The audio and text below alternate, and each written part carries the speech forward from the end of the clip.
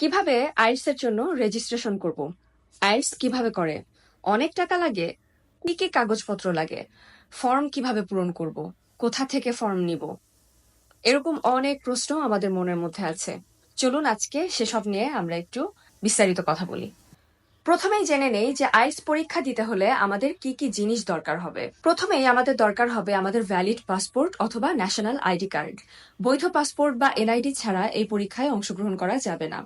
অন্য কোনো কাগজ যেমন বার্থ সার্টিফিকেট, ড্রাইভিং লাইসেন্স বা টিন সার্টিফিকেট বা শিক্ষা প্রতিষ্ঠানের আইডি কার্ড, এগুলোর কোনোটাই গ্রহণযোগ্য হবে না।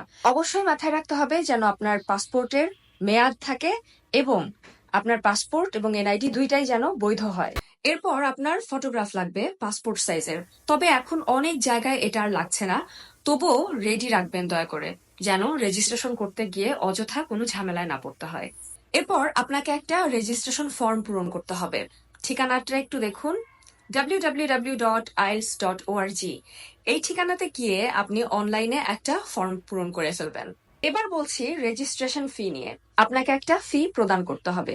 এই ফিটা নিয়ে অনেকেই অনেক চিন্তিত থাকেন এবং জানতে চান যে এটা কত হতে পারে। ওয়েল, এটা টাইম টু টাইম চেঞ্জ হতে থাকে। বিশেষ করে পাউন্ডের বাজার দরের উপর ভিত্তি করে চেঞ্জ হতে থাকে। আপনি যদি নর্মাল আইএলটিএস দিতে চান তাহলে আপনার খরচ হবে 18,500 থেকে 20,000 টাকার মধ্যে। আমি যখন 21 সালে পরীক্ষা দিয়েছিলাম তখন আমার পুরো 17,500 টাকা খরচ হয়েছিল রেজিস্ট্রেশন ফি এর জন্য। কিন্তু আপনি যদি ইউকেভিআই আইএলটিএস দিতে চান, অর্থাৎ যেটা ইউনাইটেড কিংডমের ভিসার জন্য দরকার হয়, সেই আইএলটিএস এর ফি একটু বেশি হবে, প্রায় 22,000 থেকে 25,000-এর মধ্যে। এখন প্রশ্ন হচ্ছে কিভাবে পে করব। আপনি চাইলে ক্যাশ টাকা দিয়েও পে করতে পারবেন, আবার ব্যাংকের মাধ্যমেও পে করতে পারবেন। কোথায় গিয়ে রেজিস্ট্রেশন করব? বাংলাদেশের 5টা জেলায় অর্থাৎ বিভাগীয় শহরে রেজিস্ট্রেশন করা যায়: রাজশাহী, ঢাকা, সিলেট, খুলনা এবং চিটাগাংয়ে। এর মধ্যে ঢাকা, খুলনা এবং চিটাগাংয়ে আপনি ব্রিটিশ কাউন্সিল এবং আইডিপি এই দুইটা সংস্থার অফিসেই রেজিস্ট্রেশন করে ফেলতে পারবেন। অন্যদিকে সিলেটে শুধুমাত্র আইডিপি আছে, যেখানে আপনি ব্রিটিশ কাউন্সিলের কোনো অফিস পাবেন না। আবার রাজশাহীতে শুধুমাত্র ব্রিটিশ কাউন্সিল আছে, যেখানে আপনি আইডিপির কোনো অফিস পাবেন না। তাহলে পুরো বিষয়টা কি দাঁড়াচ্ছে? প্রথমে আপনাকে ওয়েবসাইট থেকে একটা ফর্ম পূরণ করতে হবে। তারপর সেই ফর্ম, আপনার পাসপোর্ট সাইজের ছবি এবং টাকা নিয়ে আপনি এই 5টা অফিসের যে কোনো একটাতে চলে গেলে রেজিস্ট্রেশন কমপ্লিট করে ফেলতে পারবেন।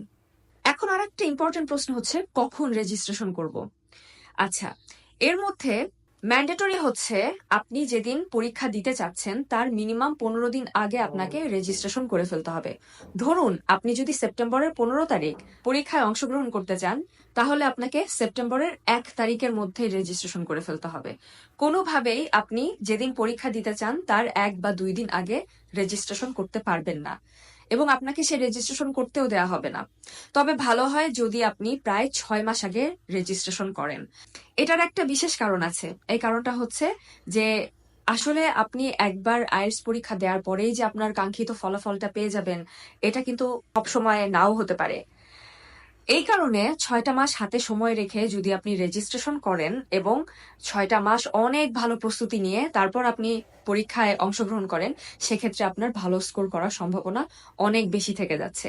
আর একটা সত্যি কথা বলি, যখন থেকে আমরা রেজিস্ট্রেশনটা কমপ্লিট করি অর্থাৎ টাকাটা দিয়ে আসি, তারপর থেকেই আমাদের কিন্তু রিয়েল প্রিপারেশন শুরু হয়। টাকা দিয়ে আসার পরে আমাদের মনের মধ্যে এরকম একটা ফিল চলে আসে যে আমি তো টাকা জমা দিয়ে এসেছি, এখন তো আর আমার ফাঁকি দেওয়ার কোনো অবস্থাই নেই। তখন মানুষজন একদম আদা জল খেয়ে লাগে পরীক্ষার প্রস্তুতির জন্য। এই কারণে এটা রিকমেন্ডেড হচ্ছে প্রায় 6 মাস আগে রেজিস্ট্রেশন করে রাখা।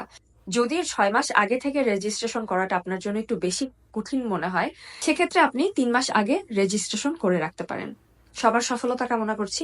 আল্লাহ হাফেজ।